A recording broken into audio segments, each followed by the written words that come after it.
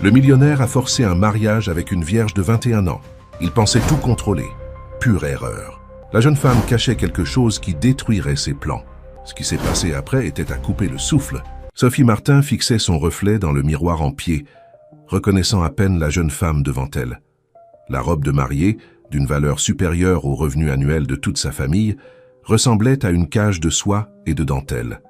Ses doigts tremblaient en ajustant le délicat voile, un cadeau de sa mère qui n'avait cessé de pleurer toute la matinée, bien que Sophie sût que ce n'étaient pas des larmes de joie.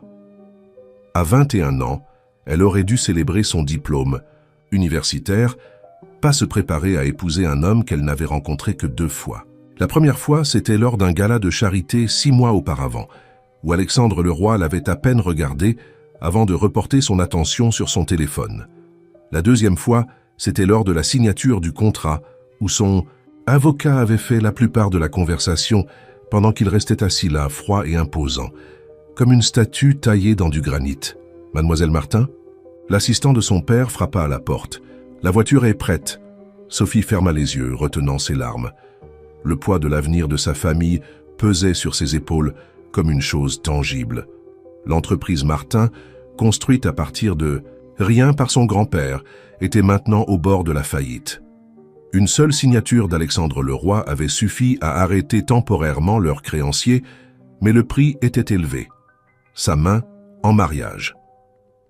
Par la fenêtre de sa chambre, d'enfance, elle pouvait voir les jardins où elle jouait autrefois, maintenant parfaitement entretenus pour la cérémonie d'aujourd'hui. Des chaises blanches s'alignaient sur la pelouse, remplies d'invités qu'elle ne connaissait pas. Des associés d'affaires, des personnalités de la société et des journalistes impatients d'assister à l'union de l'année. Alexandre Leroy, le magnat des affaires impitoyable qui avait bâti un empire avant ses 30 ans, allait enfin se marier. Sophie. Cette fois, c'était la voix de sa mère.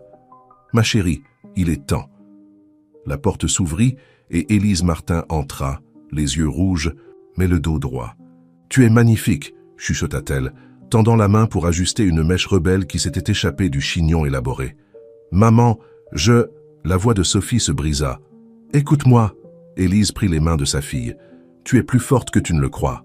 Ton grand-père disait toujours que le vrai pouvoir n'est pas d'avoir tout, mais de savoir comment transformer rien en quelque chose. » Elle pressa une petite clé dans la paume de Sophie.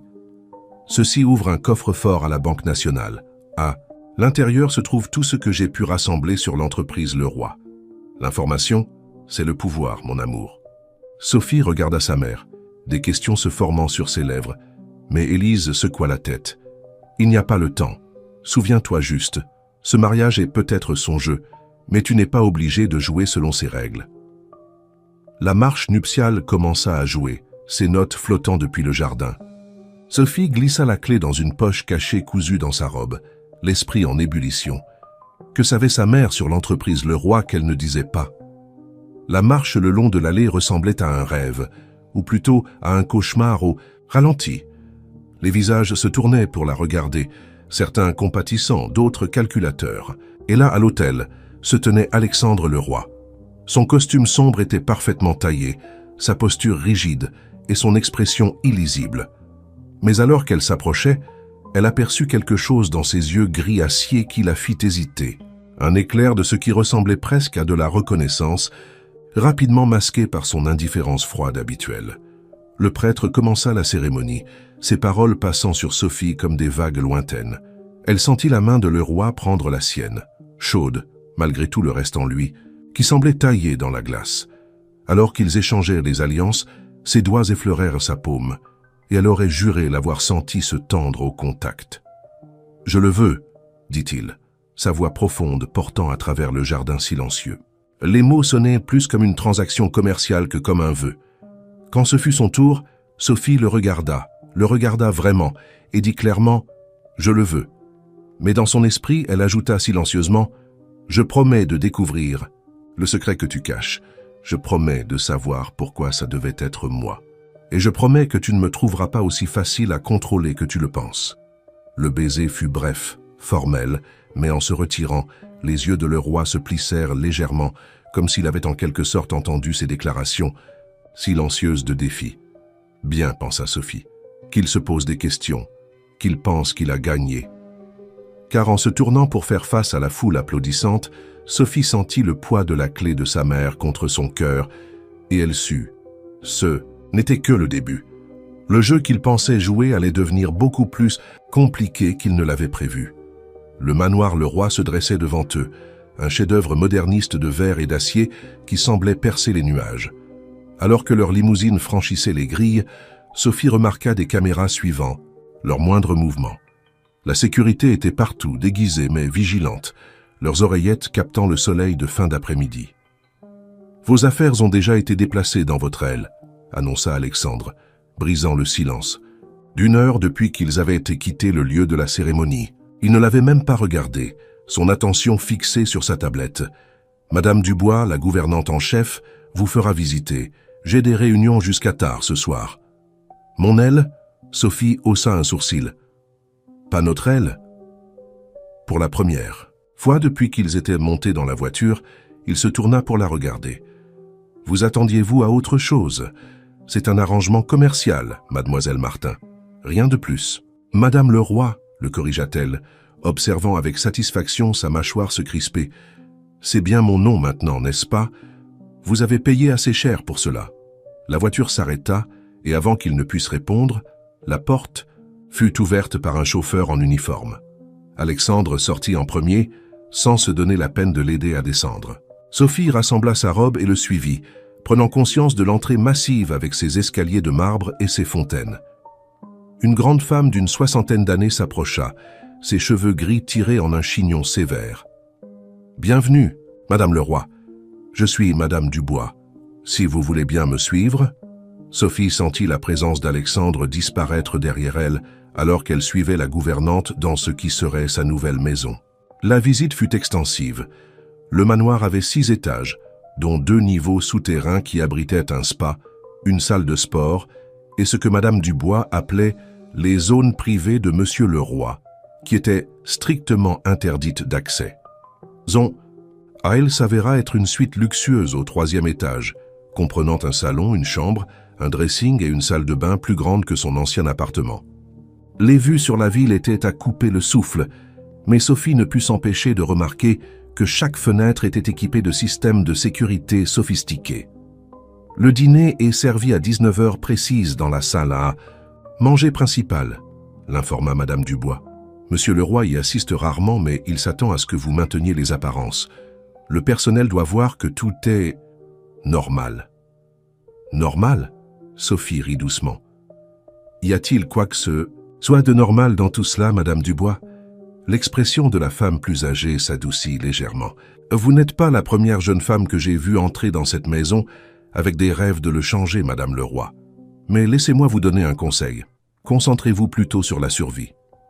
Après le départ de Madame Dubois, Sophie se changea quittant sa robe de mariée et commença à explorer son nouveau domaine. Le dressing avait été rempli de vêtements de créateurs, tous à sa taille. La salle de bain contenait tous les produits de luxe imaginables. Tout était parfait, coûteux et complètement impersonnel. Elle examinait un tableau dans son salon, un Monet original, si elle ne se trompait pas, quand elle remarqua quelque chose d'étrange à propos du cadre. Il était légèrement de travers, et derrière, oui, il y avait une petite lentille de caméra. Le cœur de Sophie s'accéléra, mais elle garda soigneusement une expression neutre. Combien y en avait-il d'autres? Et plus important encore, qui regardait? Elle pensa à la clé de sa mère, soigneusement cachée dans sa robe de mariée. Elle devrait trouver un moyen de visiter ce coffre-fort sans être suivie.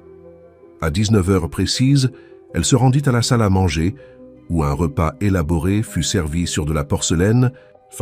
Elle mangea seule, mais elle pouvait sentir des yeux sur elle, à la fois humains et électroniques. Quand elle retourna dans son aile, elle trouva un message qui l'attendait sur le smartphone dernier cri qui lui avait été fourni. Demain, mon bureau, nous devons discuter de vos responsabilités en tant que Madame Leroy. Elle. Sophie sourit pour elle-même en se préparant pour la nuit. Il voulait discuter de ses responsabilités? Parfait. Parce qu'elle avait elle aussi quelques questions, à commencer par la raison pour laquelle le tableau du bureau de son grand-père, celui qu'elle avait toujours aimé enfant, se trouvait maintenant dans le bureau d'Alexandre Leroy. Elle l'avait remarqué pendant la visite, et il n'y avait aucune chance que ce soit une coïncidence.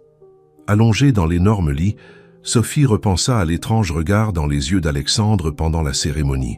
Cet éclair de reconnaissance qui n'avait pas de sens.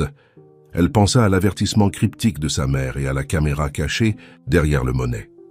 Tous ses instincts lui disaient qu'elle passait à côté de quelque chose d'énorme, quelque chose qui expliquerait pourquoi Alexandre le roi, qui aurait pu acheter n'importe quelle entreprise qu'il voulait, avait insisté sur cet arrangement particulier avec sa famille. Demain, décida-t-elle, serait le premier coup dans son propre jeu, qu'il pense qu'il fixait les règles. Elle avait déjà repéré les fissures dans sa façade parfaite. Maintenant, elle devait juste comprendre comment les élargir. Le soleil. Matinal traversait les fenêtres du sol au plafond du bureau d'Alexandre le roi, alors que Sophie prenait place en face de son imposant bureau. Le tableau du bureau de son grand-père était accroché en évidence derrière lui, un rappel constant de la mystérieuse connexion entre leurs familles qu'elle devait encore démêler. Vos apparitions publiques doivent être soigneusement gérées, commença Alexandre sans préambule, faisant glisser une tablette sur le bureau. Voici votre emploi du temps pour les 3 prochains mois. Événements caritatifs, réunions du conseil d'administration, rassemblements sociaux, tout est conçu pour vous établir comme une Madame le Roi convenable. Sophie prit la tablette, parcourant le calendrier méticuleusement planifié. Et qu'est-ce qui fait exactement de quelqu'un une Madame le Roi convenable? Quelqu'un qui comprend son rôle, répondit-il froidement.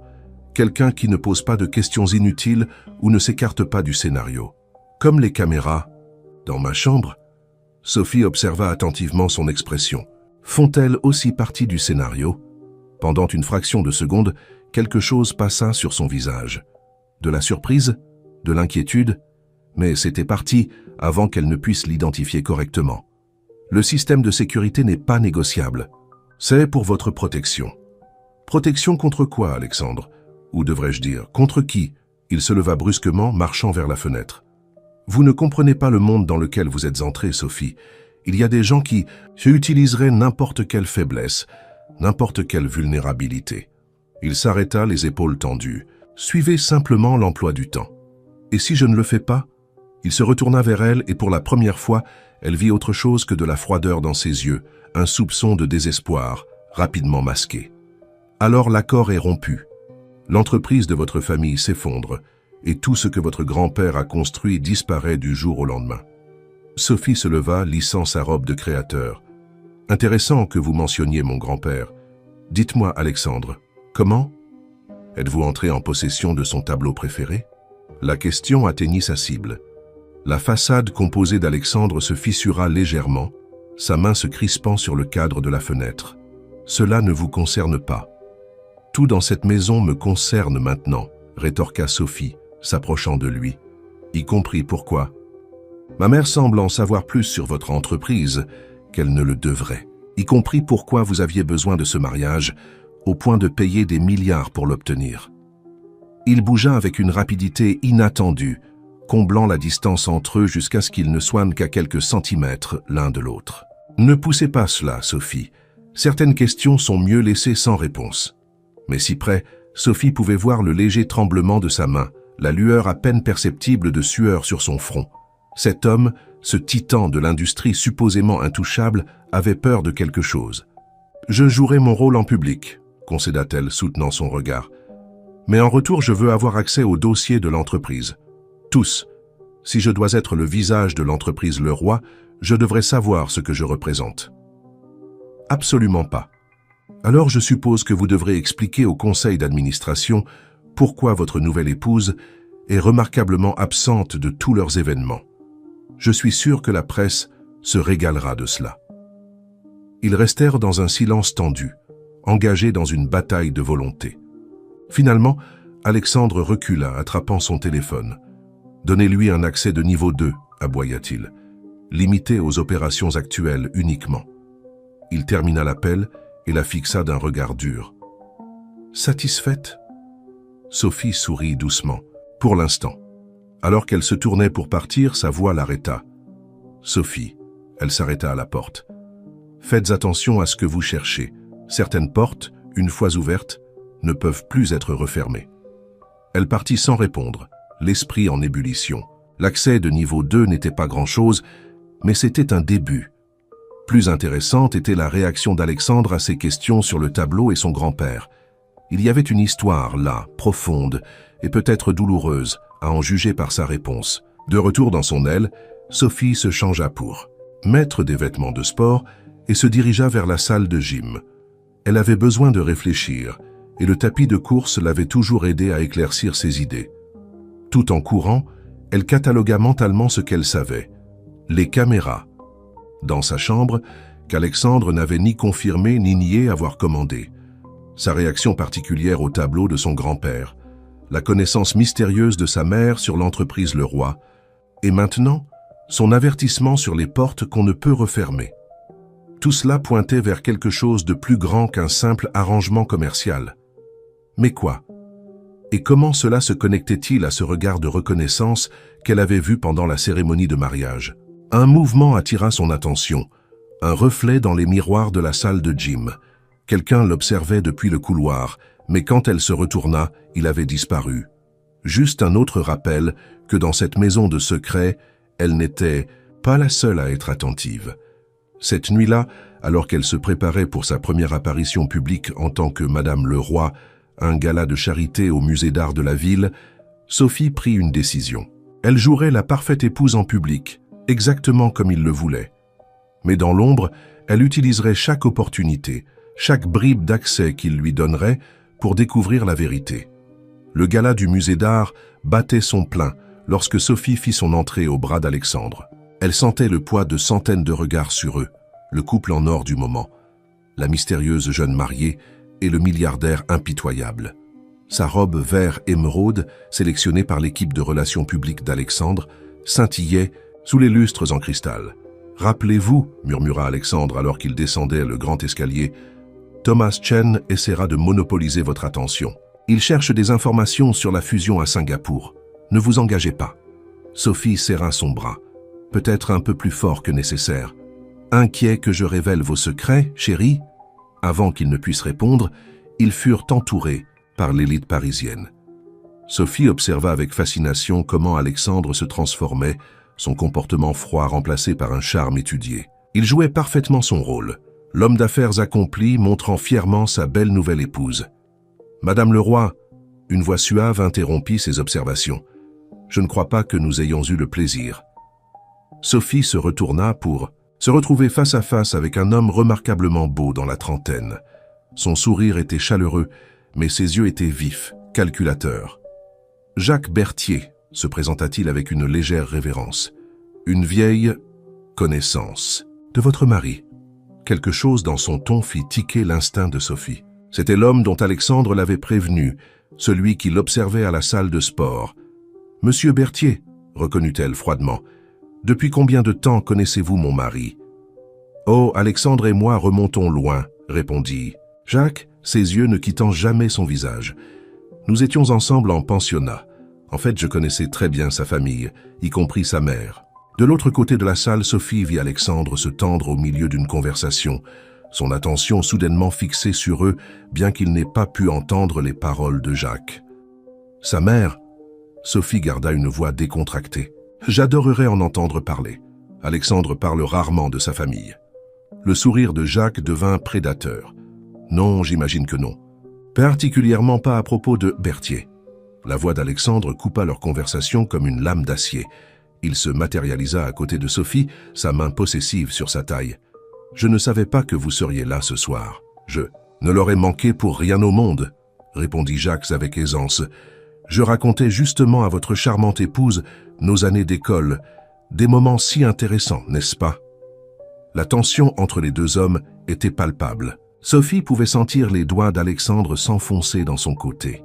« Si vous voulez bien nous excuser, » dit Alexandre entre ses dents serrées, « je crois que le président veut nous dire un mot. » Alors qu'il l'éloignait, Sophie entendit les derniers mots de Jacques. « Nous devrions rattraper le temps perdu correctement, Madame Leroy. J'ai tant d'histoires à raconter. » Alexandre ne parla pas jusqu'à ce qu'il soit en sécurité dans une alcôve privée. « Restez loin de Berthier, » ordonna-t-il, sa voix tremblant de rage à peine contenue. « Pourquoi » Parce qu'il connaît des choses sur votre mère. Sur votre passé? Il ne sait rien, cracha Alexandre, mais ses yeux racontaient une autre histoire. C'est un manipulateur, Sophie. Il essaiera de vous utiliser pour m'atteindre. Et qu'est-ce qu'il veut exactement de vous? Alexandre passa une main dans ses cheveux parfaitement coiffés. La première fissure dans son sang-froid qu'elle avait vu de toute la soirée. C'est compliqué. Alors simplifiez, défia Sophie, parce que pour l'instant, il est le seul à offrir des réponses. Leur conversation fut interrompue par l'arrivée de Thomas Chen, le rival commercial dont Alexandre l'avait mis en garde. Alors qu'ils reprenèrent leur rôle public, l'esprit de Sophie tournait à plein régime. Jacques Berthier connaissait clairement quelque chose de significatif sur le passé d'Alexandre, quelque chose impliquant sa mère. Et quoi que ce soit, cela terrifiait Alexandre plus que n'importe quelle menace commerciale. Plus tard, cette nuit-là, alors que leur voiture serpentait dans les rues de la ville vers leur domicile, Sophie remarqua qu'Alexandre l'observait avec une expression indéchiffrable. « Quoi ?» demanda-t-elle. « Vous vous êtes bien débrouillé ce soir », admit-il à contre-cœur, même avec l'interférence de Berthier. « Est-ce un compliment, monsieur le roi ?» C'est une observation. Il se tourna pour regarder par la fenêtre, mais pas avant que Sophie n'ait aperçu quelque chose qui ressemblait presque à de la fierté dans ses yeux. Le conseil d'administration était impressionné. Ils envisagent d'accélérer votre habilitation de sécurité. Le cœur de Sophie bondit, mais elle garda une expression neutre. Une habilitation plus élevée signifiait l'accès à plus de dossiers historiques, peut-être des réponses sur le lien entre leurs familles. Alors qu'ils entrèrent dans l'allée du manoir, le téléphone d'Alexandre vibra. Son visage s'assombrit en lisant le message. « Un problème ?» demanda innocemment. « Sophie, rien dont vous devez vous inquiéter. » Mais elle remarqua que ses mains tremblaient légèrement alors qu'il tapait sa réponse. Cette nuit-là, incapable de dormir, Sophie se tenait à sa fenêtre, regardant les lumières de la ville scintiller au loin. La soirée lui avait donné plusieurs nouvelles pièces du puzzle. Jacques Berthier et son lien avec la mère d'Alexandre, l'étrange réaction d'Alexandre à la présence de Berthier, et maintenant ce mystérieux message qui l'avait si profondément secoué. Elle sortit son téléphone, hésitant juste un moment avant de taper. « Monsieur Berthier, je crois que nous avons beaucoup à discuter. Déjeuner demain ?» Sa réponse arriva presque immédiatement. « Je pensais que vous ne demanderiez jamais, Madame le Roi. » Le restaurant, le Bristol bourdonnait des conversations discrètes de l'élite parisienne, tandis que Sophie était assise en face de Jacques Berthier, l'étudiant par-dessus le bord de son verre de vin. Il avait choisi un box privé au fond, loin des regards indiscrets et des oreilles curieuses. « Je dois admettre, » dit Jacques, son charme poussé au maximum, « que j'ai été surpris que vous me contactiez si rapidement. Alexandre doit être furieux. » « Qu'est-ce ?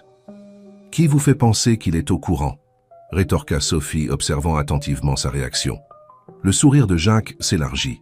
« Parce qu'à l'heure qu'il est, au moins 3 personnes l'ont informé que sa femme déjeune avec son plus vieil ennemi. Alexandre a des yeux partout, Madame le Roi. Vous l'avez sûrement remarqué. Comme les caméras dans ma chambre ?» Sophie posa soigneusement son verre. « Était-ce son idée ou la vôtre ?» Pour la première fois, la surprise passa sur les traits parfaitement composés de Jacques. Intéressant, il a déjà si peur. Il se pencha en avant, baissant la voix. « Dites-moi, Sophie, puis-je vous appeler Sophie? Que savez-vous d'Élisabeth Leroy ?» La mère d'Alexandre? « Rien. Il n'en parle jamais. Non, il ne le ferait pas. » L'expression de Jacques s'assombrit. C'était une femme remarquable, brillante, belle et désespérément malheureuse. Un peu comme vous, j'imagine. Sophie garda son sang-froid bien que son cœur batte la chamade. « Et pourquoi penseriez-vous que je suis malheureuse? Parce que je sais de quoi Alexandre est capable.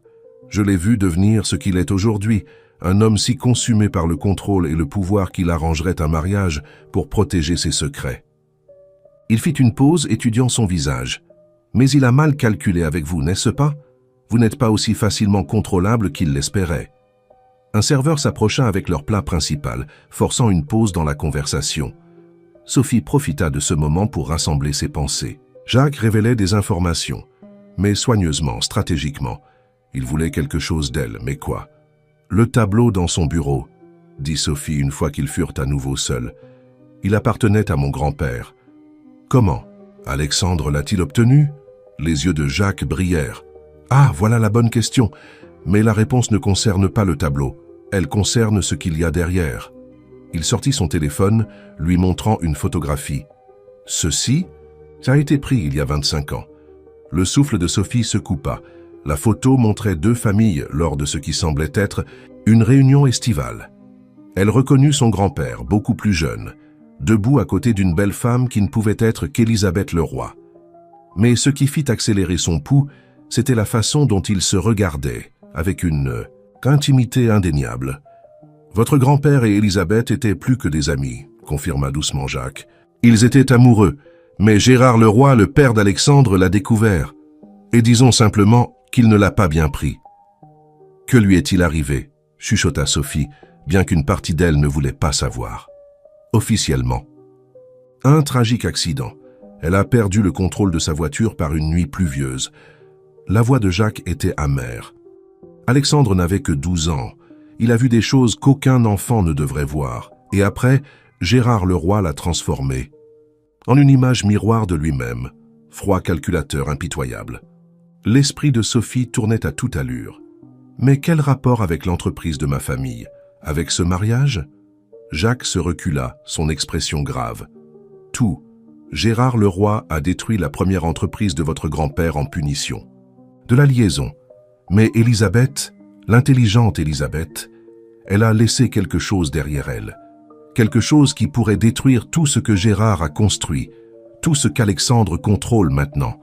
Et votre grand-père savait où cela se trouvait. Le coffre-fort, souffla Sophie, se souvenant de la clé de sa mère.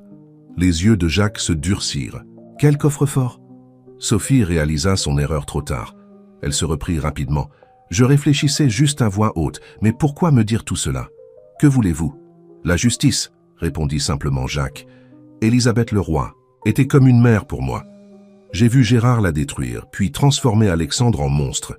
J'ai passé des années à rassembler des preuves, attendant le bon moment. Et puis Alexandre a arrangé ce mariage et j'ai su, il est vulnérable. Il a peur de quelque chose. Ses yeux plongèrent dans les siens. Aidez-moi à le faire tomber, Sophie. Aidez-moi à finir ce qu'Élisabeth a commencé. Avant que Sophie ne puisse répondre, son téléphone vibra avec un message. Alexandre, où êtes-vous? Il me cherche, dit-elle en se levant. Je devrais y aller. Jacques attrapa sa main. Réfléchissez à ce que j'ai dit. Et Sophie, soyez prudente. Alexandre peut sembler froid, mais quand il est vraiment en colère, eh bien, tel père, tel fils. Le trajet de retour au manoir fut flou. L'esprit de Sophie tournait à toute vitesse avec tout ce qu'elle avait appris. La liaison entre son grand-père et Élisabeth Leroy. Le mystérieux quelque chose qu'Élisabeth avait laissé derrière elle. La brutalité de Gérard Leroy. Et Alexandre, Jacques avait-il raison à son sujet? Était-il vraiment comme son père? Les grilles du manoir s'ouvrirent automatiquement à l'approche de sa voiture. En sortant, elle remarqua Alexandre qui l'observait depuis la fenêtre de son bureau. Son expression était indéchiffrable, mais sa posture était rigide de tension. Sophie redressa les épaules et entra. Elle avait des décisions à prendre. Jacques Berthier lui avait donné des pièces du puzzle, mais elle ne pouvait se débarrasser de l'impression qu'il jouait son propre jeu. Et quelque part à la Banque nationale, un coffre-fort contenait des secrets qui pourraient tout changer.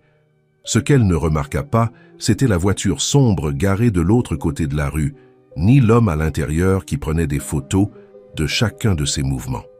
Alexandre l'attendait dans son salon quand Sophie entra, sa façade habituellement parfaitement composée se fissurant sur les bords. « Avez-vous passé un bon déjeuner ?» Très instructif, en fait.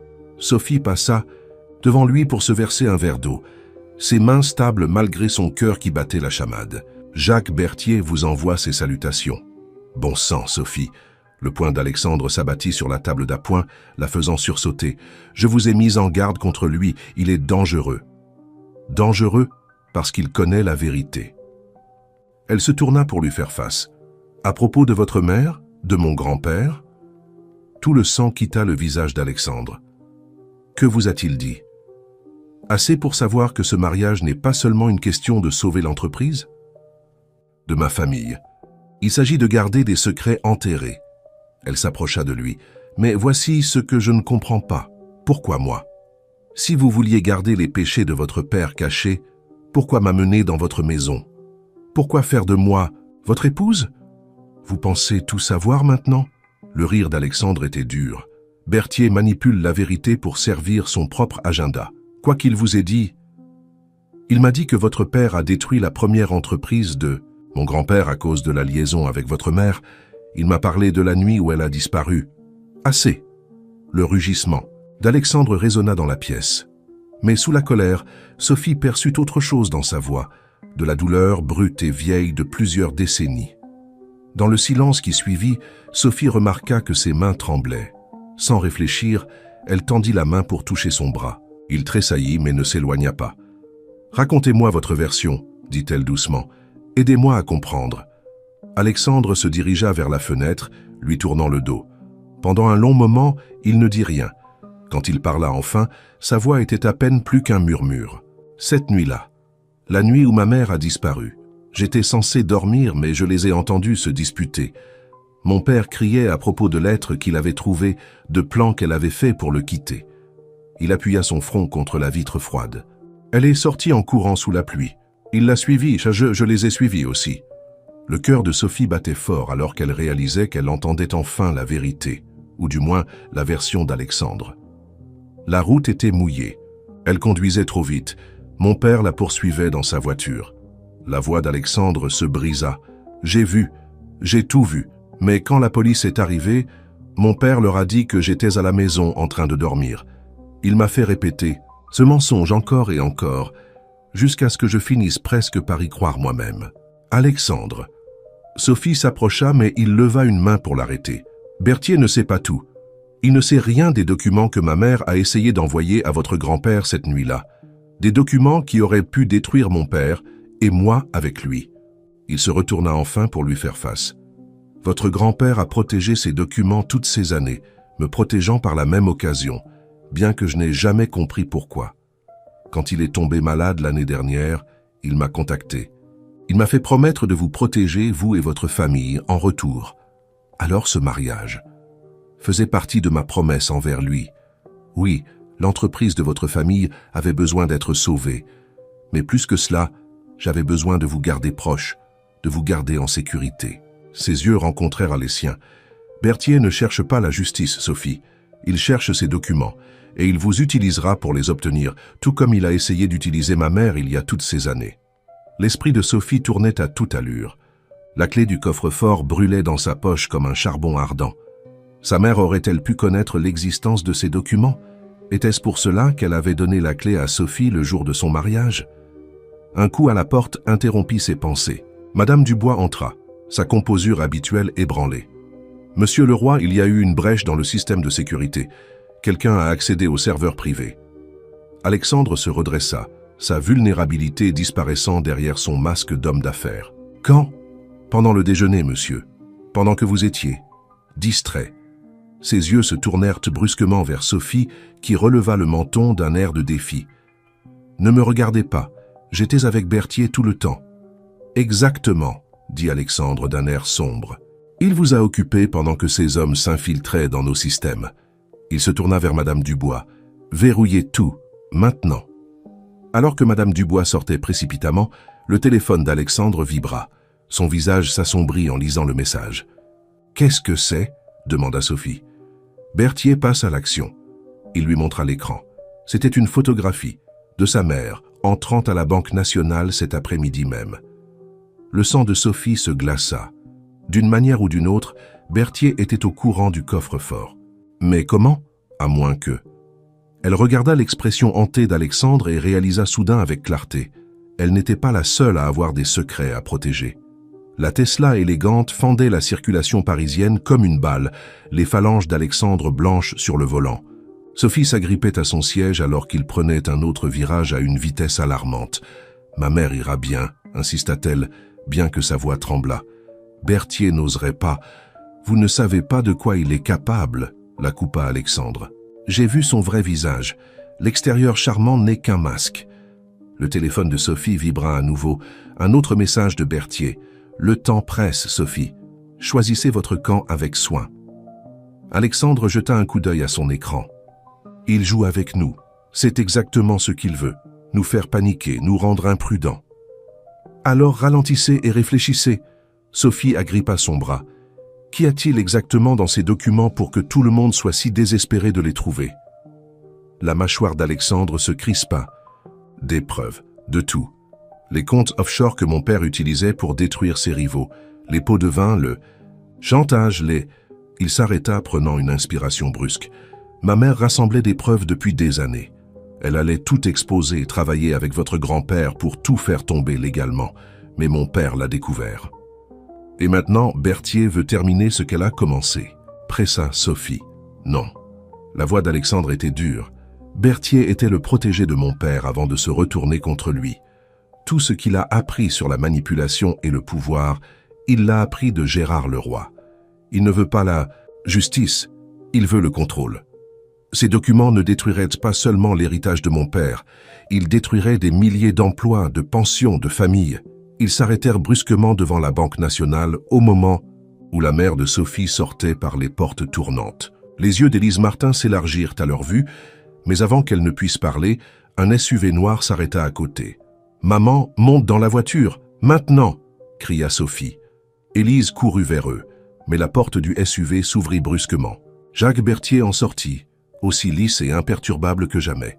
« Madame Martin, appela-t-il, je crois que nous avions rendez-vous. » Alexandre sortit de la voiture en un instant, se plaçant entre Berthier et Élise. « Reculez, Jacques, c'est terminé. » « Terminé ?» Berthier rit doucement. « C'est à peine commencé. Pensiez-vous vraiment que je ne comprendrais pas ?» Le grand Alexandre Leroy, arrangeant un mariage pour protéger les secrets de papa. Ses yeux se tournèrent vers Sophie. « Dites-moi, votre mariée connaît-elle toute la vérité sur ce qui s'est vraiment passé cette nuit-là » Ne l'écoutez pas, avertit Alexandre, mais Sophie pouvait voir la peur dans ses yeux. Votre mère ne rassemblait pas seulement des preuves contre Gérard, poursuivit Berthier, sa voix portant à travers le trottoir. Elle a trouvé autre chose. Quelque chose à propos de vous, Alexandre. Quelque chose qui détruirait tout ce que vous avez construit pour vous-même. Élise fit soudainement un pas en avant. Assez. Vous n'obtiendrez pas les documents, Jacques. J'y ai veillé.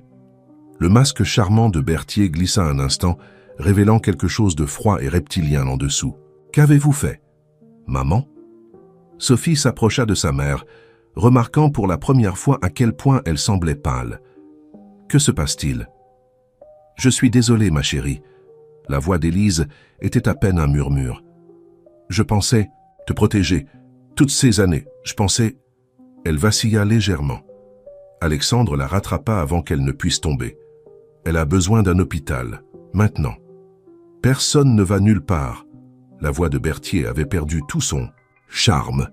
Il plongea la main dans sa veste et le sang de Sophie se glaça à la vue de ce qu'il en sortit. Mais dans ce moment de tension, aucun d'eux ne remarqua la silhouette qui les observait depuis les fenêtres supérieures de la banque, ni la caméra de sécurité capturant chaque mot de leur confrontation. À l'intérieur du coffre de la banque, un compartiment était vide, son contenu déjà déplacé vers un nouvel emplacement des heures auparavant. Et dans une salle de serveur sécurisée de l'autre côté de la ville, un email était programmé pour être envoyé automatiquement dans exactement 24 heures, un email contenant des vérités qui changeraient tout. Élise serra, la main de Sophie y glissant quelque chose, non pas une clé cette fois, mais une petite clé USB.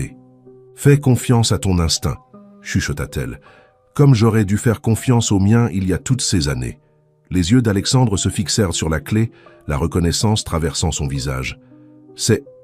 Emmenez-la à l'hôpital, le coupa Élise. S'il vous plaît, le reste peut attendre. » Berthier fit un pas en avant, mais des sirènes approchèrent déjà. Quelqu'un dans la banque avait dû appeler la police. « Ce n'est pas terminé, » promit-il, reculant vers son SUV. La vérité finit toujours par éclater. Alors que le véhicule de Berthier disparaissait dans la circulation, Sophie regarda la clé USB dans sa main, puis le visage troublé d'Alexandre. « Il a raison sur un point, » dit-elle doucement. « Plus de secrets. Quand ma mère sera en sécurité, vous allez tout me dire. » Alexandre aida Élise à monter sur la banquette arrière de la Tesla, ses mouvements doux malgré la tension qui irradiait de lui. « Certaines vérités sont mieux laissées enterrer, Sophie. Ce n'est plus à vous de prendre cette décision. Elle monta à côté de sa mère, la serrant contre elle. Conduisez. Nous terminerons cette conversation plus tard. Alors qu'ils s'éloignaient de la banque, Sophie aperçut leur reflet dans la façade vitrée du bâtiment. 3 personnes liées par des secrets vieux de plusieurs décennies, chacune portant des morceaux d'une vérité qui pourrait toutes les détruire. La clé USB semblait peser une tonne dans sa main. Quoi qu'il y ait dessus, quoi qu'Alexandre craigne, quoi que Berthier soit prêt à faire pour l'obtenir, toutes les réponses étaient à portée de main. La seule question était, trouver ces réponses coûterait-il plus qu'elle n'était prête à payer? La chambre d'hôpital privée était silencieuse, à l'exception du bip régulier des moniteurs. Élise s'était finalement endormie après que les médecins les aient assurés qu'elle était simplement épuisée et déshydratée. Sophie était assise au chevet de sa mère, la clé USB pesant lourdement dans sa poche, tandis qu'Alexandre faisait les 100 pas près de la fenêtre. « Elle est stable », dit doucement Sophie. « Vous n'êtes pas obligé de rester. » Alexandre arrêta de faire les 100 pas. « Si, je le dois. Parce que dès que je partirai, vous allez regarder ce qu'il y a sur cette clé. Pouvez-vous me blâmer ?» Il passa une main dans ses cheveux en désordre.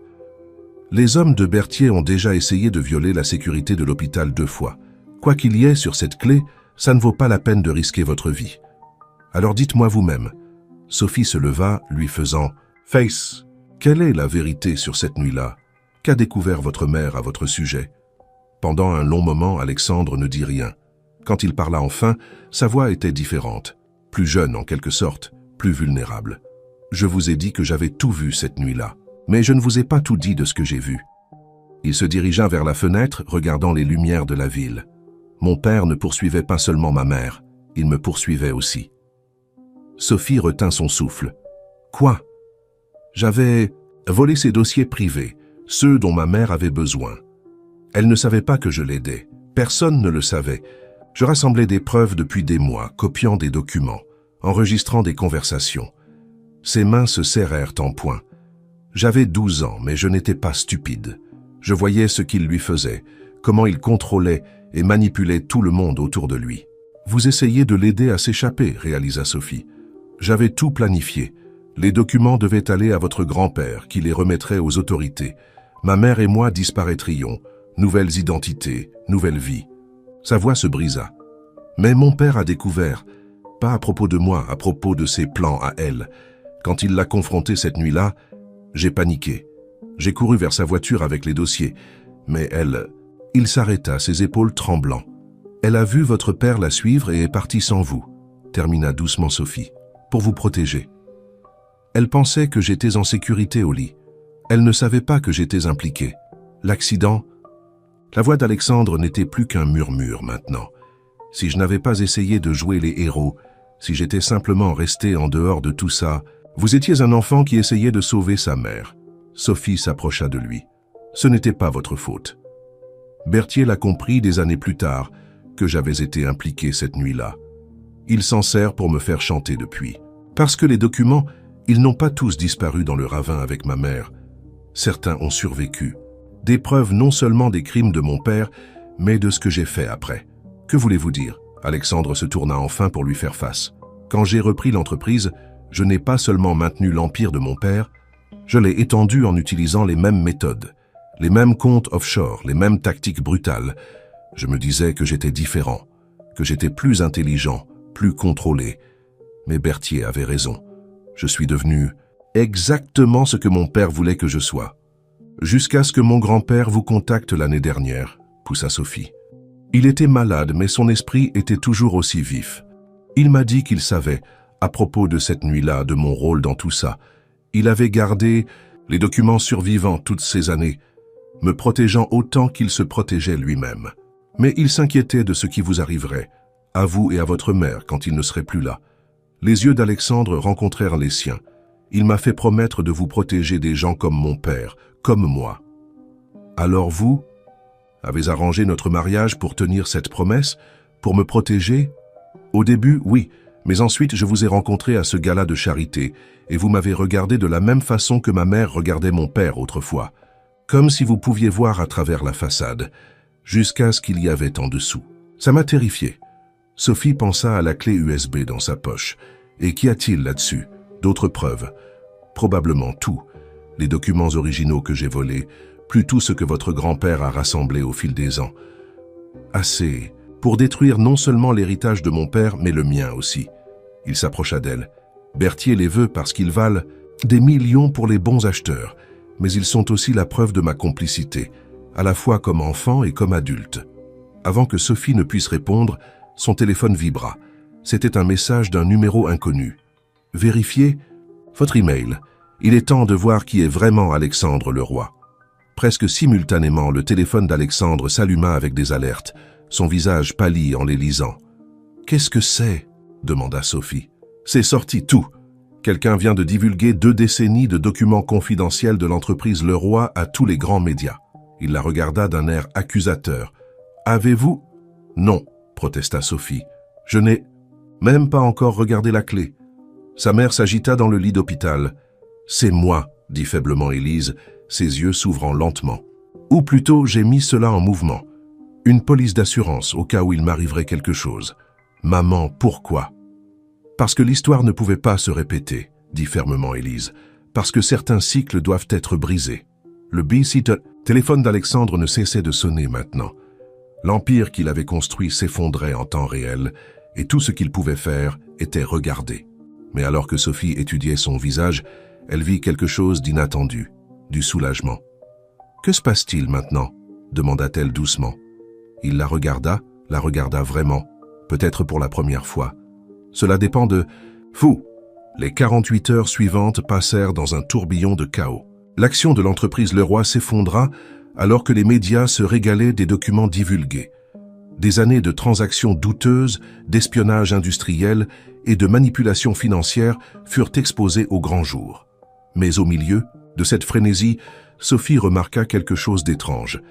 Alexandre semblait presque paisible. « Vous ne luttez pas contre ça », observa-t-elle, le regardant décliner un autre appel de son équipe de gestion de crise.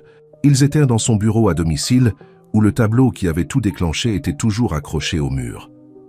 À quoi bon? Il se tenait devant le tableau, l'examinant d'un œil nouveau. Peut-être est-il temps que tout cela se termine. Grand Alexandre Leroy abandonnant si facilement. Une voix familière les interrompit. Jacques Berthier se tenait dans l'embrasure de la porte, l'air nettement moins soigné que d'habitude. « Je dois avouer que je suis déçu. »« Comment êtes-vous entré ici ?» exigea Sophie, se rapprochant d'Alexandre.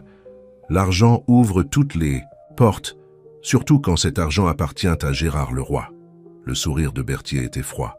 « Pensiez-vous vraiment que votre père avait disparu pour de bon, Alexandre? Il a observé, attendu, financé ma petite opération depuis l'ombre. Et maintenant, il est temps pour le fils prodigue de faire face à sa punition. » Le visage d'Alexandre se durcit. « Mon père est derrière tout ça?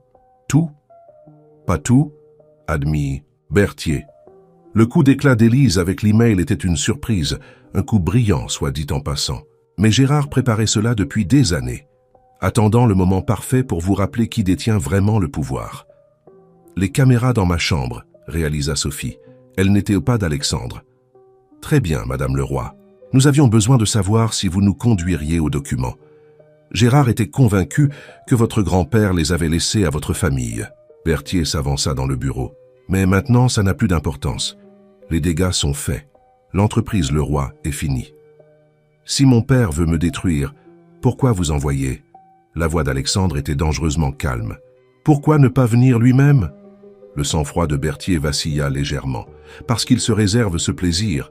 Je suis juste là pour délivrer un message. Il vous attend à l'ancienne maison d'été, là où tout a commencé.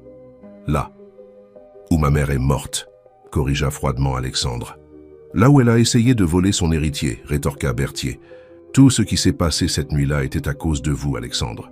Votre mère serait toujours en vie si vous n'étiez pas intervenu. » Sophie vit les mains d'Alexandre se serrer en poing, vit la culpabilité et la douleur traverser son visage. Mais avant que Berthier ne puisse enfoncer davantage le couteau, elle fit un pas en avant. « Ça suffit. Sortez. » Berthier haussa un sourcil. Déjà protectrice envers lui? Comme c'est mignon. Mais vous ne savez pas de quoi il est capable, ce qu'il a fait. Je sais exactement ce qu'il a fait, interrompit Sophie. J'ai lu les documents, tous, y compris ceux vous concernant, Jacques. Cela l'arrêta net. Quoi? Sophie sourit froidement. Pensiez-vous que mon grand-père ne gardait des dossiers que sur les Leroy? Il était minutieux. Chaque acteur, chaque stratagème, chaque trahison, tout est là, y compris votre accord initial avec Gérard Leroy pour espionner Elisabeth. Vous n'étiez pas son ami, vous étiez son geôlier. Le charme de Berthier disparut complètement. Vous bluffez. Le compte offshore aux Caïmans, ouvert en 1998. Les paiements mensuels qui ont continué longtemps après la mort d'Elisabeth. Vous n'étiez pas seulement le protégé de Gérard, vous étiez sa police d'assurance. Sophie s'approcha, sa voix dure. Vous avez aidé Gérard à surveiller Elisabeth, rapporter chacun de ses mouvements. Vous êtes aussi responsable de sa mort que n'importe qui. Sophie, avertit Alexandre, voyant l'éclat dangereux dans les yeux de Berthier. Mais Sophie continua. Que dirait la presse si elle connaissait le vrai Jacques Berthier? L'homme qui a trahi une femme qui lui faisait confiance, qui joue sur les deux tableaux depuis des décennies? Au moins Alexandre assume ses erreurs. Vous vous cachez toujours derrière des mensonges. Berthier bougea avec une vitesse choquante, mais Alexandre fut plus rapide. Il attrapa le bras de Berthier avant qu'il ne puisse atteindre Sophie, le tordant derrière son dos. « Touchez-la » gronda Alexandre. « Et ce que mon père a prévu pour moi ressemblera à des vacances comparées à ce que je vous ferai. » La sécurité arriva enfin, alertée par le tumulte. Alors qu'il traînait Berthier dehors, il cria « Il vous attendra, Alexandre, vous ne pouvez pas fuir cela !» Quand ils furent à nouveau seuls, Sophie se tourna vers Alexandre. « Votre père est vivant. » Apparemment. Sa voix était tendue. Et il a orchestré tout cela depuis le début. Pas tout. Alexandre la regarda intensément. Vous ne faisiez pas partie de son plan. Ni le coup de votre mère avec les documents. Il improvise maintenant, essayant de reprendre le contrôle de la situation. En vous attirant là où votre mère est morte, c'est évidemment un piège. Bien sûr que c'en est un. Alexandre se dirigea vers son bureau, ouvrant un tiroir qu'elle ne l'avait jamais vu ouvrir auparavant. À l'intérieur se trouvait une vieille photographie, la même que Jacques lui avait montrée d'Elisabeth et de son grand-père, mais cette copie était usée, froissée par des années de manipulation. « Mais je dois y aller. Alors je viens avec vous. » Il leva brusquement les yeux. « Absolument pas. Cela implique ma famille aussi, » insista Sophie. « Mon grand-père, ma mère, moi, nous faisons tous partie de cette histoire. Et j'en ai assez d'être un pion dans le jeu de quelqu'un d'autre. » Alexandre l'étudia pendant un long moment. Finalement, il dit doucement « Vous n'avez jamais été un pion, Sophie. Vous étiez la reine depuis le début. Je ne l'ai simplement pas réalisé jusqu'à ce qu'il soit trop tard. » Trop tard pourquoi? Trop tard pour m'empêcher de tomber amoureux de vous. La confession flotta dans l'air entre eux, inattendue et brute. Sophie sentit son cœur sauter un battement, mais avant qu'elle ne puisse répondre, le téléphone d'Alexandre vibra une dernière fois. Un message d'un numéro inconnu. « Le temps est écoulé, fils. Rentre à la maison. » Sophie prit la main d'Alexandre, sentant le léger tremblement de ses doigts. « Nous l'affronterons ensemble. » Alexandre serra sa main, et à ce moment-là, Sophie vit ce que son grand-père avait dû voir. Non pas l'homme, d'affaires froid, ou le joueur de pouvoir impitoyable, mais un garçon qui avait essayé de sauver sa mère et qui payait pour ce courage depuis. Ensemble, acquiesça-t-il doucement. La maison d'été des Leroy se dressait devant eux, un monstre victorien se détachant sur le ciel orageux. Sophie sentit Alexandre se tendre à côté d'elle alors qu'ils approchaient des grilles en fer qui n'avaient pas été ouvertes depuis 25 ans. « Vous n'êtes pas obligé de faire ça, dit-elle doucement. « Si, je le dois. » Il tapa un code et les grilles grincèrent en s'ouvrant. « Mais vous pouvez encore partir. » Sophie resserra sa prise sur sa main. Pas question. Le gravier de l'allée crissait sous leurs pieds alors qu'ils approchaient de la maison. Tout était impeccablement entretenu malgré des années d'abandon. L'attention de Gérard Leroy pour les apparences s'étendant même à ce mausolée de souvenirs. La porte d'entrée s'ouvrit avant qu'il ne l'atteigne.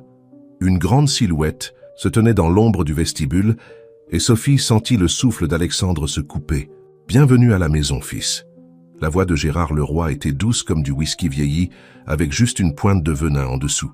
« Et vous devez être Sophie, bien plus jolie que sur vos photographies. » Il s'avança dans la lumière, et Sophie comprit d'où Alexandre tenait sa présence imposante. Mais là où l'extérieur froid d'Alexandre masquait des profondeurs cachées, la sophistication de Gérard semblait n'être qu'une autre couche de cruauté. « Quel spectacle vous avez donné, poursuivit Gérard, les conduisant dans un vaste salon. Les documents divulgués, le cirque médiatique, très dramatique.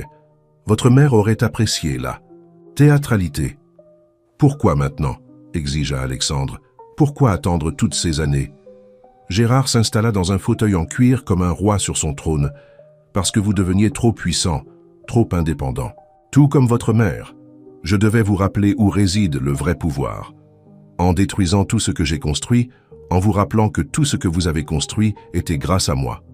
Le sourire de Gérard était celui d'un requin. Les techniques, les connexions, l'impitoyabilité, je vous ai tout appris. Et maintenant vous l'utilisez pour devenir exactement ce que votre mère craignait que je fasse de vous. Sophie sentit Alexandre tressaillir à ces mots. Ce n'est pas vrai, intervint-elle.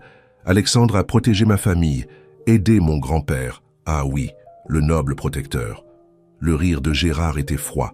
Vous a-t-il dit pourquoi votre grand-père l'a vraiment contacté? Pas pour vous protéger, ma chère, pour sauver Alexandre de lui-même. De quoi parlez-vous? La voix d'Alexandre était dangereusement calme. Gérard sortit un portfolio en cuir. La dernière lettre de votre grand-père pour moi, Sophie. Voulez-vous l'entendre? Sans attendre de réponse, il commença à lire. Gérard, j'ai vu votre fils devenir tout ce que vous vouliez et tout ce qu'Élisabeth craignait.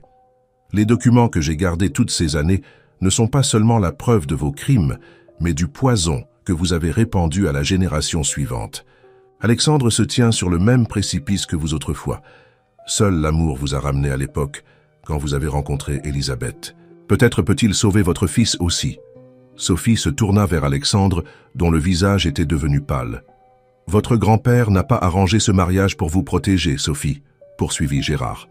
Il l'a fait pour sauver l'âme de mon fils. Quel romantique, votre grand-père, tout comme Élisabeth. Son expression s'assombrit, et tout aussi naïf. Pourquoi nous dire cela?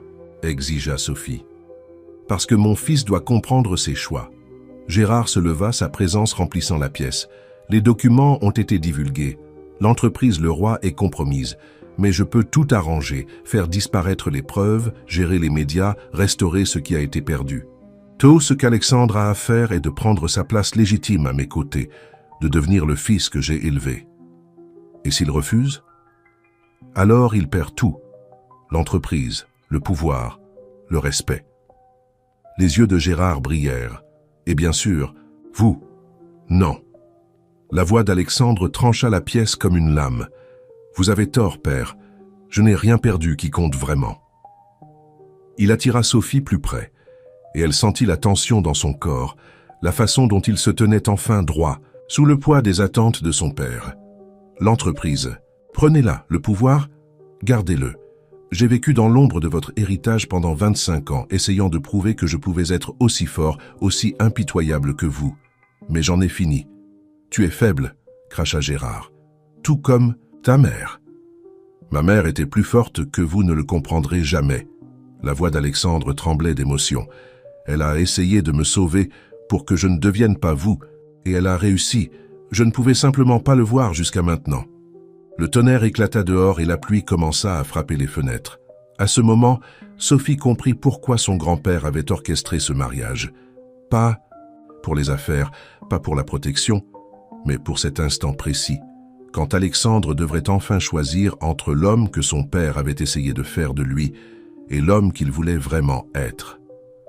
La façade de Gérard se fissura, révélant la rage en dessous. Tu penses que cette fille et un idéalisme mal placé peuvent te protéger? Je t'ai construit, Alexandre. Tout ce que tu es grâce à moi. Non, dit fermement Sophie. Tout ce qu'il est, il l'a construit lui-même. Malgré vous, pas grâce. À vous! Un éclair illumina la pièce, projetant des ombres dures sur le visage de Gérard. Alors tu as fait ton choix? Oui, répondit simplement Alexandre. J'ai fait mon choix. Mais alors qu'ils se tournèrent pour partir, Gérard les interpella une dernière fois. La vérité sur cette nuit-là, sur ce qui est vraiment arrivé à ta mère, elle meurt avec moi, fils. Alexandre s'arrêta sur le seuil. Certaines vérités ne valent pas le coup de les apprendre. Ils sortirent sous la pluie, laissant Gérard le roi seul dans son manoir de souvenirs. En atteignant la voiture, Sophie se tourna vers Alexandre. « Votre père n'abandonnera pas. il continuera d'essayer de vous détruire. » Alexandre l'attira près de lui, la pluie les trempant tous les deux. « Qu'il essaie, je n'ai plus peur maintenant. » Et, alors qu'il s'éloignait des ombres du passé, Sophie réalisa que parfois la plus grande victoire n'est pas de gagner le jeu, c'est de choisir de ne pas jouer du tout. Les semaines suivantes furent un tourbillon de conférences de presse, de réunions juridiques et de restructuration d'entreprises. L'entreprise Leroy perdait des clients et des investisseurs, mais Sophie observait avec étonnement Alexandre affronter chaque crise avec un nouveau type de force. Non pas le pouvoir froid et calculé que son père lui avait enseigné, mais quelque chose de plus authentique et finalement plus efficace. « Le conseil d'administration attend », annonça son assistante, alors qu'ils étaient assis dans son bureau, maintenant dépouillé de beaucoup de ses décorations imposantes. Le tableau du bureau du grand-père de Sophie avait été remis à sa place légitime. « Êtes-vous prêt pour cela ?» demanda Sophie, redressant sa cravate. Le geste semblait naturel maintenant, intime, prêt à dire à une salle pleine de cadres « En colère que je démantèle la moitié de l'empire de mon père et que je restructure le reste en une entreprise légitime. » Il attrapa sa main, embrassant sa paume. « Tant que vous êtes là. » La salle du conseil tomba dans le silence lorsqu'ils entrèrent ensemble. Ces hommes connaissaient Alexandre depuis des années, comme le PDG froid qui ne montrait jamais de faiblesse. Maintenant, ils voyaient quelque chose de différent.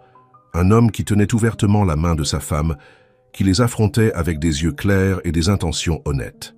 « Messieurs, » commença Alexandre, « je sais que vous avez tous lu les gros titres. Vous avez vu les documents. Ce que mon père a construit, ce que j'ai aidé à maintenir, était un château de cartes bâti sur la manipulation et la peur. Aujourd'hui, cela prend fin. Vous allez tout détruire, » protesta l'un des membres les plus âgés du conseil. « Non, » Sophie s'avança. « Nous allons le reconstruire, de la bonne manière. » Elle dévoila leur plan. Une restructuration complète de l'entreprise Leroy, des opérations transparentes, des pratiques commerciales éthiques et une nouvelle concentration sur le développement durable. Les parties légitimes de l'entreprise seraient préservées et renforcées. Le reste serait démantelé. Votre père ne permettra pas cela, avertit le remplaçant de Jacques Berthier au conseil. Il a encore de l'influence. Mon père, la voix d'Alexandre était ferme, n'est plus un problème. En effet, Gérard Leroy avait disparu après leur confrontation à la maison d'été, mais son ombre planait toujours. Ils avaient découvert des tentatives d'accès à leur compte, de corruption d'employés clés, de sabotage de leurs réformes. Mais chaque tentative avait été anticipée et bloquée. Alors que le conseil argumentait et débattait, le téléphone de Sophie vibra avec un message de sa mère. « Colis arrivé de l'avocat de ton grand-père. Tu dois voir ça. » Plus tard dans la soirée, ils étaient assis dans leur bureau à domicile, non plus des ailes séparées, mais un espace partagé qu'ils avaient créé ensemble. Élise posa un journal en cuir usé sur le bureau entre eux. Tatit Hayitunchi. Grand-père gardait ceci caché depuis des années, expliqua-t-elle. Il devait être livré uniquement si certaines conditions étaient remplies. Sophie ouvrit soigneusement le journal. À l'intérieur, de l'écriture familière de son grand-père, se trouvait la dernière pièce du puzzle qu'ils essayaient de résoudre. « Ma chère Sophie, » lut-elle à haute voix, « si tu lis ceci, alors tout s'est passé comme je l'espérais. Alexandre a choisi l'amour plutôt que le pouvoir, tout comme sa mère l'avait fait autrefois, tout comme son père l'avait fait aussi, bien qu'il ait oublié cette vérité depuis longtemps. » Alexandre se pencha en avant, son souffle se coupant, alors que Sophie continuait à lire. Gérard Leroy n'a pas toujours été l'homme qu'il est devenu. Quand il a rencontré Elisabeth, il essayait d'échapper à l'héritage de cruauté et de contrôle de son propre père. Leur amour l'a changé, l'a rendu plus doux, plus humain. Mais le pouvoir est une chose séduisante, et progressivement il a empoisonné ce qu'ils avaient construit ensemble. Sophie tourna la page, révélant des photographies qu'elle n'avait jamais vues. Gérard et Elisabeth, dans leur premier jour, jeunes et amoureux, si différents des personnes qu'ils sont devenus. Elisabeth est venue me voir quand elle a réalisé qu'elle le perdait face aux ténèbres. Nous avons travaillé ensemble pour rassembler des preuves, non pas pour détruire Gérard, mais pour le forcer à se souvenir de qui il avait été. La nuit où elle a disparu, elle ne fuyait pas seulement son mari, elle essayait de le sauver de lui-même. Les mains d'Alexandre tremblaient alors qu'il touchait les photographies. Je n'ai jamais su, j'ai toujours pensé... La vérité finale, continua Sophie à lire, est que l'amour est à la fois notre plus grande force et notre plus grande vulnérabilité. Gérard a choisi le pouvoir plutôt que l'amour et a perdu son âme dans le processus. Élisabeth a choisi l'amour plutôt que le pouvoir et a perdu sa vie. Mais vous, ma chère, Sophie et vous, Alexandre, vous avez la chance de choisir les deux, de prouver que le pouvoir tempéré par l'amour peut construire quelque chose de plus fort que la peur ne pourrait jamais réaliser. Élise essuya des larmes de ses yeux alors que Sophie fermait le journal. Ton grand-père a toujours cru que l'amour pouvait guérir même les blessures les plus profondes. C'est pourquoi il a arrangé ce mariage, non pas pour sauver l'entreprise, mais pour vous sauver tous les deux. Alexandre se leva, marchant vers la fenêtre. Les lumières de la ville scintillaient en contrebas, tant de vies touchées par les choix qu'il faisait. Il avait raison, dit-il doucement. Surtout. Sophie le rejoignit à la fenêtre, glissant son bras autour de sa taille. Nous ne reconstruisons pas seulement une entreprise, dit-elle. Nous brisons un cycle qui a commencé il y a des décennies. En parlant de reconstruction, interrompit Élise avec un petit sourire, il y a une autre chose que vous devriez savoir. Elle tendit une autre enveloppe à Sophie. Le médecin l'a confirmé ce matin. Les yeux de Sophie s'élargirent en lisant le contenu. Alexandre regarda entre elles, confus jusqu'à ce que Sophie prenne sa main et la place doucement sur son ventre. Son visage se transforma d'émerveillement en comprenant. À ce moment-là, Sophie vit les dernières traces de l'influence de son père disparaître, remplacées par quelque chose de plus lumineux, plus plein d'espoir. Ils avaient encore des batailles à venir. Gérard était là-bas préparant sa vengeance. La transformation de l'entreprise ferait face à d'innombrables obstacles. Mais alors qu'ils se tenaient ensemble, regardant le soleil se coucher sur un chapitre de leur vie et se lever sur un autre, Sophie savait que l'amour ne les avait pas rendus plus faibles. Il les avait rendus inébranlables. 6 mois plus tard, le bâtiment de l'entreprise Leroy avait changé d'aspect. La façade imposante en verre noir demeurait, mais le hall d'entrée avait été transformé en un espace lumineux et accueillant. Là où le portrait de Gérard, Leroy dominait autrefois, il y avait maintenant une galerie de photos montrant les nouvelles initiatives caritatives et les projets durables de l'entreprise. Sophie se dandinait. Il n'y avait pas d'autre mot pour décrire sa démarche à 7 mois de grossesse à travers le point de contrôle de sécurité, souriant aux gardes qui ne surveillaient plus tout le monde avec des yeux suspicieux. La culture de l'entreprise avait considérablement changé, bien que non sans résistance. Madame Leroy, sa assistante, l'accueillit avec une tablette pleine de mises à jour. La fusion de Singapour se déroule sans accroc. Toutes les directives éthiques sont respectées. Le rapport d'impact environnemental est revenu propre, et les enquêtes de satisfaction des employés montrent une amélioration de 15%. « Et l'autre affaire ?» demanda Sophie, frottant distraitement son ventre grandissant. Toujours aucun signe de Gérard Leroy. C'est comme s'il s'était complètement volatilisé. Sophie hocha la tête, pas surprise. Ils avaient appris que Gérard avait transféré des sommes massives sur des comptes offshore dans les semaines précédant leur confrontation. Il était là, quelque part, attendant, planifiant. Mais il refusait de laisser son ombre assombrir leur avenir. L'ascenseur la conduisit au dernier étage, où le bureau d'Alexandre, leur bureau maintenant, avait été réaménagé. Fini les lourds rideaux et les meubles oppressants. Maintenant, la lumière entrait à flot par des fenêtres claires, tombant sur des espaces de travail confortables où les équipes pouvaient collaborer ouvertement. Elle trouva Alexandre au téléphone, les manches retroussées, tandis qu'il faisait les 100 pas. « Non, nous ne sommes pas intéressés par leur acquisition par des moyens hostiles. Soit ils acceptent nos normes éthiques, soit nous nous retirons. C'est aussi simple que ça. » Il aperçut Sophie et son visage s'adoucit. « Je dois y aller. Nous reprendrons cela demain. » Refuser une autre affaire lucrative mais douteuse, taquina Sophie alors qu'il l'aidait à s'installer sur le canapé confortable du bureau. « Papa aurait une attaque, » rit Alexandre, puis il se calma. « L'examen trimestriel du conseil est aujourd'hui. Ils sont nerveux que nos bénéfices aient baissé de 15%. Montrez-leur les projections à long terme, suggéra Sophie. La rétention des employés est en hausse, les coûts juridiques sont en baisse, et nous attirons toute une nouvelle classe d'investisseurs éthiques. La croissance durable n'est pas aussi tape à l'œil que les prises de contrôle hostiles, mais elle dure plus longtemps. Alexandre s'assit à côté d'elle, posant sa main sur son ventre, juste au moment où leur fille donnait un coup de pied. Son visage s'illumina. Cela arrivait à chaque fois, et Sophie tombait un peu plus amoureuse de lui à chaque fois qu'elle le voyait. « J'ai reçu une autre lettre de Berthier aujourd'hui, dit-il doucement. De prison. Il prétend que mon père l'a contacté, veut organiser une rencontre. Et je ne suis pas intéressé. » La voix d'Alexandre était ferme. Quel que soit le jeu qu'il joue, quelle que soit la vengeance qu'il prépare, c'est son choix. Mais je choisis ceci. Il fit un geste englobant Sophie, son ventre, le bureau transformé. Tout ceci. Sophie se pencha contre lui, se souvenant à quel point ils étaient venus loin depuis ce froid jour de mariage. « Ta mère serait fière de toi. Elle serait fière de nous, corrigea-t-il. Tout ce que nous avons construit ici, c'est ce qu'elle et ton grand-père voulaient depuis le début. Un moyen d'utiliser le pouvoir pour aider les gens, pas pour les contrôler. » Un coup à la porte les interrompit. Élise entra portant un épais dossier. « Les chiffres finaux pour la Fondation Martin », annonça-t-elle fièrement. La fondation, nommée en l'honneur du grand-père de Sophie, avait été leur première initiative majeure. Elle fournissait un soutien aux familles touchées par la fraude d'entreprise et finançait des organisations de surveillance dédiées aux pratiques commerciales éthiques.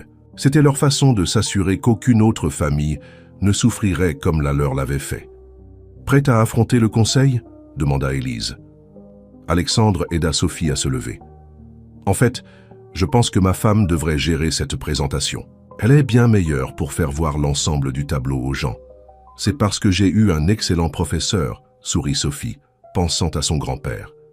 Quelqu'un qui m'a appris que le vrai pouvoir n'est pas d'avoir tout, c'est de savoir comment transformer rien en quelque chose de mieux. » Ils entrèrent dans la salle du conseil ensemble, non plus le PDG froid et sa mariée arrangée, mais des partenaires dans tous les sens du terme. Les membres du conseil, dont beaucoup étaient de nouveaux visages partageant leur vision, se levèrent pour les accueillir. Alors que Sophie commençait sa présentation, montrant comment leur transformation éthique créait une valeur durable, et à long terme, elle surprit Alexandre qui la regardait avec ce regard qui faisait encore battre son cœur plus vite. L'amour ne l'avait pas rendu faible, il l'avait rendu entier. Et ensemble, ils construisaient quelque chose qui pourrait résister à n'importe quelle tempête, même celle qui pourrait encore venir.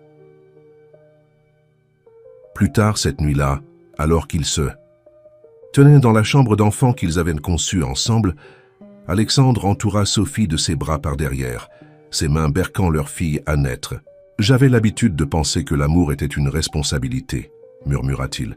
« Quelque chose qui pouvait être utilisé contre vous. Mais ton grand-père avait raison, c'est la seule chose qui vous permet de construire quelque chose de réel. » Sophie se retourna dans ses bras. « Nous ne construisons plus seulement une entreprise maintenant, nous construisons un héritage, un type de pouvoir différent. Un meilleur, acquiesça Alexandre, et il l'embrassa sous le ciel étoilé, tous, deux sentant leur fille donner un coup de pied. Une nouvelle génération qui connaîtrait une voie différente, une meilleure voie. 2 ans s'étaient écoulés depuis le jour où Sophie avait descendu l'allée, dans une robe de mariée qui ressemblait à une cage. Maintenant, elle se tenait dans le jardin du manoir Le Roi, leur maison, transformée comme tout le reste dans leur vie, regardant Alexandre poursuivre leur fille de 2 ans à travers les parterres de fleurs. « Elisabeth » appela Sophie alors que leur petite fille titubait dangereusement près des roses. « Attention, ma chérie. » Nommée d'après la grand-mère qu'elle ne rencontrerait jamais, la petite Elisabeth avait les yeux gris acier d'Alexandre, mais l'esprit indomptable de Sophie. À 18 mois, elle montrait déjà des signes d'avoir hérité du meilleur de ses 2 parents, et aucune des ombres qui avaient tenté leur famille. « Elle est intrépide », observa Élise, rejoignant Sophie sur la terrasse. Tout comme ses parents. Sophie sourit, regardant Alexandre soulever leur fille et la faire tournoyer, son rire résonnant dans le jardin. 2 ans auparavant, elle n'aurait jamais cru que l'homme froid et contrôlant qu'elle avait épousé pourrait devenir cette personne. Ce père aimant, qui lisait des histoires au coucher avec différentes voix et gardait des bonbons dans le tiroir de son bureau. « Les enquêteurs ont appelé ce matin », dit doucement Élise, faisant attention à ce que sa voix ne porte pas jusqu'à Alexandre. « Ils pensent avoir trouvé Gérard. » La main de Sophie se crispa sur son verre. Où? En Suisse, vivant sous un nom d'emprunt. Élise hésita. Ils disent d'un qu'il est malade. Avant que Sophie ne puisse répondre, son téléphone vibra avec une alerte. Le titre de l'article de presse lui glaça le sang. Gérard Leroy découvert dans une clinique suisse. Interview. Exclusive promise. Alexandre doit voir ça, dit Sophie, se dirigeant déjà vers son mari et sa fille. Il lut l'alerte d'information avec Elisabeth en équilibre sur sa hanche, son visage illisible. La petite fille tapota sa joue, sentant sa tension. Papa triste? L'expression d'Alexandre s'adoucit immédiatement. Non, princesse, papa n'est pas triste. Il regarda Sophie. Je dois aller en Suisse. Nous devons y aller, corrigea Sophie. Nous affrontons tout ensemble, tu te souviens? Plus tard cette nuit-là, après qu'Elisabeth se soit endormie, ils s'assirent dans leur bureau pour discuter des arrangements. La pièce avait été redécorée depuis leur premier jour, mais une chose restait, le tableau du bureau du grand-père de Sophie, maintenant accroché là où ils pouvaient tous deux le voir. « Il est mourant », dit doucement Alexandre, lisant le rapport complet de l'enquêteur privé. « Cancer. Les médecins lui donnent 6 mois tout au plus. » Sophie prit sa main. « Est-ce pour cela qu'il est prêt à parler maintenant ?» Peut-être. Ou peut-être est-ce une autre manipulation. Alexandre passa sa main libre dans ses cheveux. « Une partie de moi ne veut pas y aller. Ne veut pas lui donner la chance d'empoisonner tout ce que nous avons construit. Et l'autre partie a besoin de réponses sur ma mère, sur cette nuit-là. » Il regarda leurs mains jointes. Sur la possibilité de briser complètement ce cycle. Sophie pensa à leur fille endormie à l'étage, à la nouvelle vie qui grandissait dans son ventre et qu'il n'avait pas encore annoncée. Quelles que soient les réponses qu'il a, elles ne peuvent pas changer qui tu es maintenant, qui nous sommes ensemble. Alexandre l'attira près de lui, sa main reposant protectivement sur son ventre. Il avait deviné pour le bébé des semaines auparavant, mais attendait qu'elle le lui dise. « Quand es-tu devenue si sage ?»« J'ai appris des meilleurs, Sophie. » Souris. Mon grand-père disait toujours que la vraie sagesse est de savoir quelles questions ont besoin de réponses et lesquelles il vaut mieux laisser reposer. Et de quel type sont celles-ci? Je pense, dit soigneusement Sophie, que cela dépend de ce dont tu as besoin pour aller de l'avant. Pas pour ton père, pas pour la mémoire de ta mère, mais pour toi-même, pour nos enfants. Alexandre resta silencieux pendant un long moment, regardant le tableau qui avait commencé leur voyage. Finalement, il dit « Je veux que nos enfants connaissent toute la vérité, sur le courage de leur grand-mère, sur la sagesse de ton grand-père, même sur les choix de Gérard.